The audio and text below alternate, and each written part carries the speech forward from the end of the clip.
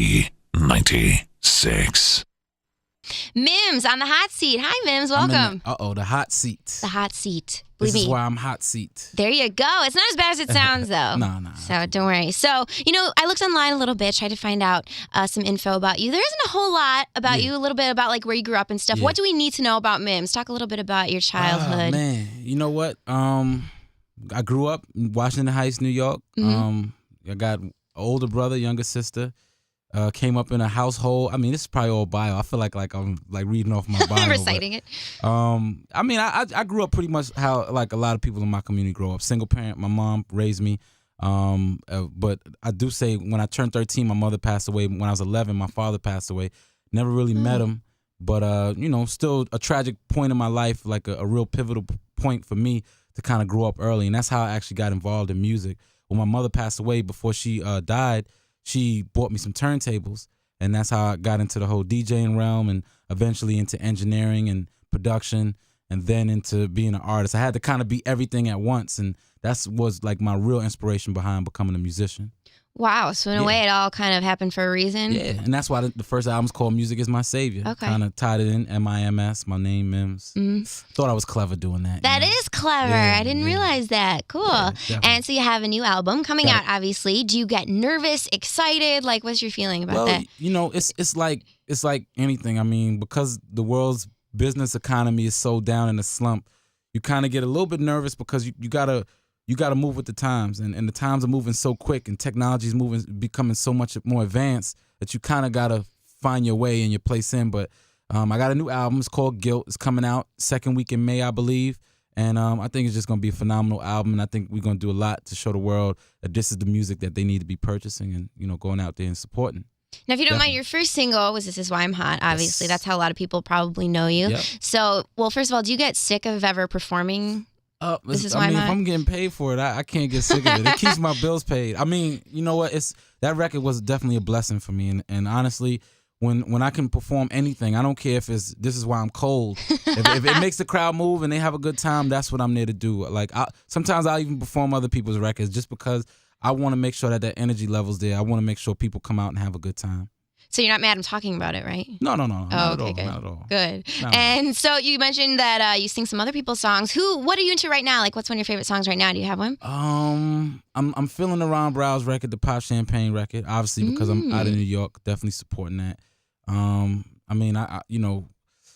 It's a lot out there. It's a lot of music out there. It's hard to say. I mean, from Lil Wayne to Beyonce to Jay-Z to Kanye West. I like everything pretty much that's going on right now. Anything that's different, I'll tune into it. Did you hear Lil Wayne just like ditched out on one of his shows last night in New York? That's bad stuff for an artist, right? Yeah. I've been in the position. I actually got sued one time. Really? Because someone said I ditched out on a show, but I didn't. I showed up and they weren't there. So like a week later, I'm reading the newspaper and I see this $7.5 million civil suit. It was like a frivolous suit, and So I know both sides of the story. So maybe there was something that's not being told that maybe why he didn't make it, or I know what happens, but. Get out. Whatever happened with that? Is everything cool with that? It got dismissed. Fine? Oh, okay. It cost me a lot of money, but it got dismissed. Oh, good. I had to fight it appropriately. Yeah. But, I'm here to talk about it. $7.5 million is a lot of money. Yeah, I would say so. Speaking of which, you have like a lot of bling going on, like the earrings. You know what? I'm really subtle. I mean, I got a nice watch. I keep the watch subtle. No diamonds or anything. I got diamonds in my ear. I think that's like a good accent. But I'm not really the chain, big bracelet or gold teeth type of person, and I'm not knocking anybody who does it. I'll just like I'm like the dude that you might see in Walmart trying to find some bargains or something like that. I mean, I got to keep it real. I got a lot of nice things in my life, and I know how to situate myself financially, but I'm not. Matter of fact, that's what my album is really kind of targeted towards. It's called Guilt.